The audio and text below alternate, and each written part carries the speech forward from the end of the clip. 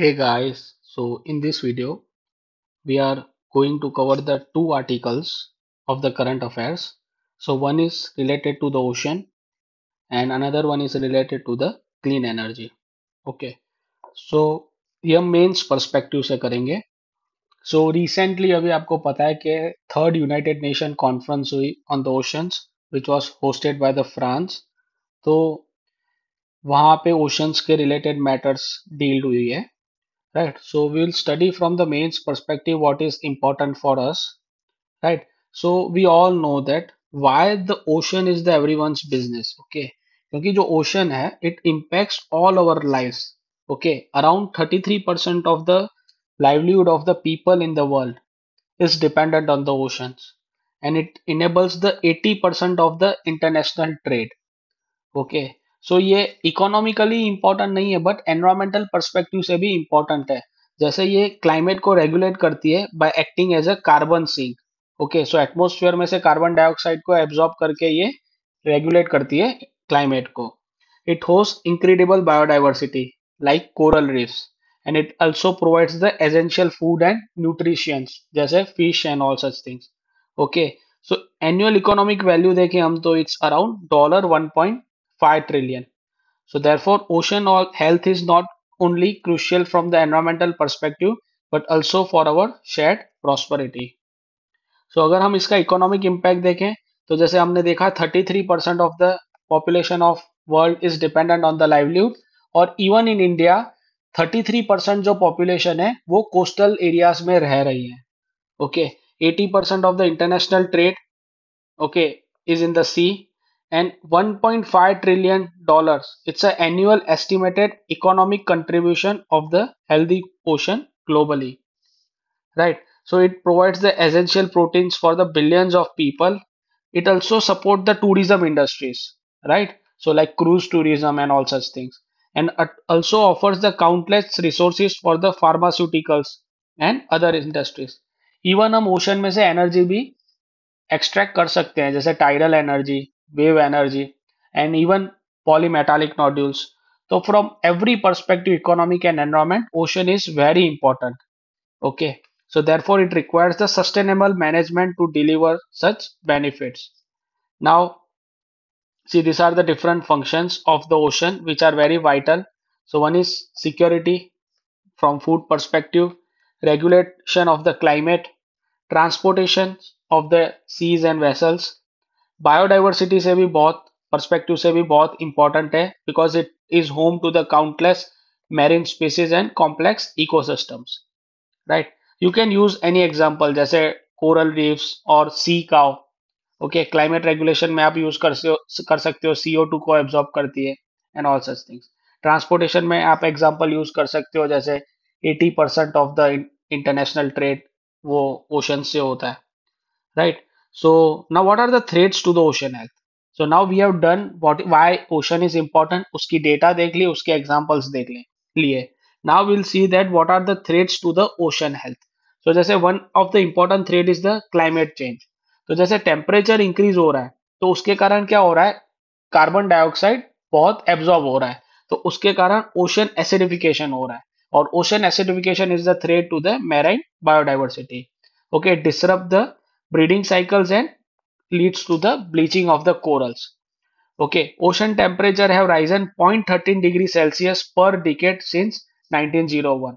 So ये बहुत important है data. Second is pollution. तो जैसे प्लास्टिक का पॉल्यूशन हो गया, केमिकल्स का डंपिंग हो गया, एग्रीकल्चर का रन ऑफ हो गया. तो इसके कारण ऑब्वियसली ओशन की बायोडाइवर्सिटी कम होती है. So around 8 million tons of the plastic is entered the oceans annually. This is very important, huh? Then overfishing. So unsustainable fishing disrupts the stocks of the fisheries. So around 33% of the global fish stocks are harvested at the unsustainable level. Fourth is habitat destructions. जैसे coastal development projects होते हैं वो habitat destruct कर देते हैं, like mangroves हो गए, coral reefs हो गए. So this is important. जैसे we have lost 50% of the mangroves in the last century itself only. Then ocean acidification, because it absorption of the carbon dioxide has made the oceans 30% more acidic than the pre-industrial level. और ऐसा बोला जाता है कि it में increase by 150% by 22nd century. Noise pollution, okay, water pollution क्योंकि shipping हो रही है, ओके, ऑफशोर एक्टिविटीज हो रही है, सोनार एक्टिविटीज हो रही है, it disturb the marine mammals communication, जैसे शार्क्स एंड डॉल्फिन्स, वो कम्युनिकेशंस पे ही, वेव्स की कम्युनिकेशन पे ही डिपेंडेंट है। तो ये सब जो shipping and all such things are there, it disturbs their communication, तो इसके कारण भी बायोडाइवर्सिटी कम हो रही है, right. So what we need, what is the way forward, okay. So one is sustainable practices को अडॉप्ट करना चाहिए, ताकि जैसे रिस्पॉन्सिबल फिशिंग है, ओके, प्लास्टिक यूज कम करना चाहिए, प्लास्टिक का डिस्पोजल कम करना चाहिए, और पॉल्यूशन मिनिमाइज करना चाहिए हर एक इंडस्ट्री और इंडिविजुअल लेवल्स पे। सो सस्टेनेबल प्रैक्टिसेस, जैसे you can say renewable energy को adopt and all such things, okay. Then policies and governance, we have to strengthen the regulations and international agreements. तो हर एक फ्रेमवर्क बाइंडिंग होना चाहिए, ताकि कोई भी डिस्पोजल नहीं करे किसी भी वेस्ट का, ओके। इवन इंडस्ट्री लेवल पे भी ये डिफरेंट रूल्स एंड रेगुलेशंस होने चाहिए in a country, okay, against like overfishing, pollution or climate impact. This is secondary. Third is we have to build the collaboration among the different countries, okay, governments, businesses, scientists, to find certain new things, innovate new things, okay. Fourth is innovation, developing the new technologies to combat the ocean pollution and climate change effect. Fifth is we have to increase the education and awareness. Okay, we have to promote the ocean literacy and public awareness about the importance of the marine conservation. We have to also promote restoration effect, rehabilitating the marine ecosystems through coral restoration, mangrove replanting and cleanups, जैसे गुजरात में की गई है, right. Marine mangroves का restoration किया गया है, तो एक बिहेवियरल चेंज लाया गया है, ओके। तो पर्टिकुलर व्यक्तियों को लाइक इंपॉर्टेंस जो पर्सनालिटीज होते हैं उनको ब्रांड एम्बेसडर्स बना दो, और फिर पर्टिकुलर एक स्पीसीज को कंजर्व करो। So use the examples of the Gujarat, okay. So this is the first article we have completed. Now let's move on to the another article, that is clean energy revolution. So ये भी Indian Express में ये article था। Now what is clean energy revolution? So it nothing, it represents a global shift away from the fossil fuels towards the renewable sources like solar, wind, hydropower. तो clean energy revolution मतलब आप गंदी energy से, fossil fuel वाली energy से आप clean energy की तरफ बढ़ रहे हो, ओके। और ये पूरा क्यों हो रहा है? Why, which are the factors that responsible और दैट होल्ड अस अकाउंटेबल, जिसके कारण हम क्लीन एनर्जी की तरफ बढ़ रहे हैं? तो एक तो एनवायरमेंटल कंसर्न्स है, right. So environmental concerns, second is climate change mitigation efforts, and third is affordability, renewable energy की बहुत बढ़ती जा रही है, राइट। सो एक तो एनवायरमेंटल चैलेंज है ऑन द वन साइड, और दूसरा इकोनॉमिक पर्सपेक्टिव से देखें तो अफोर्डेबिलिटी ज्यादा है रिन्यूएबल एनर्जी प्रोडक्ट्स की, right. So we have also set an ambitious target of reaching the net zero emission by the 2070 and generate 50% of the electricity from the renewable by 2032. Okay, so this is very important. Now if you see what are the benefits, so one is environmental benefits है, obviously emission को कम करेगा, pollution को कम करेगा। दूसरा economic growth है, तो जैसे renewable solar industries establish होंगी तो जॉब क्रिएट होगी, न्यू इंडस्ट्रीज एस्टैब्लिश होंगी, एफडीआई आएगा, राइट। टेक्नोलॉजिकल इनोवेशंस होगा तो आर एंड डी बढ़ेगी, okay, advancing renewable technologies, global cooperation भी बढ़ेगा इंटरनेशनल लेवल ऊपर। So this is the basics, economic, environment, R and D and technology innovation.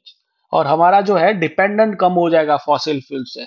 आज की तारीख में we are importing more than 80% of the crude oil requirement. Now if you see the India's clean energy journey, India ने कौन से step लिए हैं? जैसे गवर्नमेंट ने बहुत सारे इनिशिएटिव्स लिए हैं, जैसे PLI scheme for solar PVs, okay, solar photovoltaic cells हैं, उसके लिए पीएलआई स्कीम इंट्रोड्यूस की है to accelerate the renewable manufacturing and adoption. So this is very important. फिर जैसे बहुत सारी hybrid solar wind energy projects ये भी लाया है। इन्वेस्टमेंट भी बढ़ती जा रही है पब्लिक और प्राइवेट सेक्टर की, जैसे हम देखें गुजरात में खावरा टाउन में, तो वहां पे अदानी वाले बहुत 30 गीगावाट का प्लांट एस्टेब्लिश कर रहे हैं प्राइवेट सेक्टर से, right. So this is also very important. Third is green technologies diversify कर रहे हैं पोर्टफोलियोज को, जैसे ग्रीन हाइड्रोजन हो गया, इथेनॉल ब्लेंडिंग हो गया। तो इथेनॉल कहाँ से ला रहे हैं? शुगर केन से, मेज से, कॉर्न से। सो ये भी इलेक्ट्रिक व्हीकल्स हो गई। तो सिर्फ सोलार पे और विंड पे नहीं, हर एक मटेरियल, हर एक जो रिन्यूएबल मटेरियल है उस पर फोकस कर रहे हैं, ताकि क्लीन एनर्जी का पोर्टफोलियो डाइवर्सिफाई हो। नेशन के बहुत सारे बेनिफिट्स हैं इससे, कि इंपोर्ट फॉसिल फ्यूल्स का रिलायंस है वो कम कर देगा, एयर क्वालिटी इंप्रूव करेगा, नई जॉब स्टैब्लिश कर रहा है और ऑलरेडी कर रहा है, right. So this is very important one. Now what are the challenges? इतने सारे बेनिफिट्स होने के कारण भी फिर भी क्यों हम इतना हाईली सक्सेस नहीं हो पा रहे हैं? तो उसका चैलेंजेस क्या क्या है? तो एक सबसे बड़ा चैलेंज है इंटरमिटेंसी इश्यूज। तो जैसे विंटर में सोलर एनर्जी का प्रोडक्शन कम हो जाएगा, समर में हाई हो जाएगा। तो weather dependent generation creates the reliability challenges. तो this is one of the important. Initial cost बहुत हाई है। अगर हम लॉन्ग टर्म कॉस्ट देखें तो ऑब्वियसली वो कम है, बट अपफ्रंट इनिशियल इन्वेस्टमेंट जो है वो बहुत हाई है, तो बहुत लोगों के पास वो है नहीं, इसलिए सरकार इंसेंटिव्स देती है। ग्रिड इंटीग्रेशन इश्यूज हैं, राइट। सो ये टेक्निकल कॉम्प्लेक्सिटीज हैं कि ग्रिड इंटीग्रेशन रिमोटेस्ट एरिया में नहीं की गई है। स्टोरेज लिमिटेशंस है, advance affordable energy storage solutions अभी तक नहीं है, क्योंकि लिथियम पे हम डिपेंडेंट है, लिथियम की बैटरी के ऊपर। And like more than 95 to 97% हम लिथियम को इंपोर्ट कर रहे हैं चाइना से। सो स्टोरेज लिमिटेशंस है, राइट। अदर कौन से बैरियर्स हैं? तो इंफ्रास्ट्रक्चर बैरियर्स हैं, लैंड का कॉस्ट बहुत हाई है, तो लैंड यूज रिक्वायरमेंट। और अगर आप लैंड इजीली अवेलेबल है तो वहां पे बायोडाइवर्सिटी का चैलेंजेस हैं, जैसे हम ग्रेट इंडियन बस्टर्ड्स का देखा राजस्थान और गुजरात में। पॉलिसीज इनकंसिस्टेंसी है सेंट्रल और स्टेट गवर्नमेंट के बीच। लोगों में अवेयरनेस कम है, right. Then social problems, environmental concerns, जैसे अभी हमने डिस्कस किया ग्रेट इंडियन बस्टर्ड वाला about the renewable projects, it also must be address, particularly regarding the land use, wildlife habitat and water resources. तो ये सब हमारे चैलेंजेस हैं। अगर हम इसे एड्रेस करेंगे तो ही हम रिन्यूएबल एनर्जी को स्टैब्लिश कर पाएंगे, and we will achieve the target of our, you can say, NDC, nationally determined contributions. Okay, so we have to do what we have to do. We have to overcome the challenges across different sectors. We have to increase the investment in R&D and support the policies framework at the central and state level that facilitate the clean energy transitions. Okay, so if you like the video, please subscribe the bell icon button and share it as much as possible. Thank you.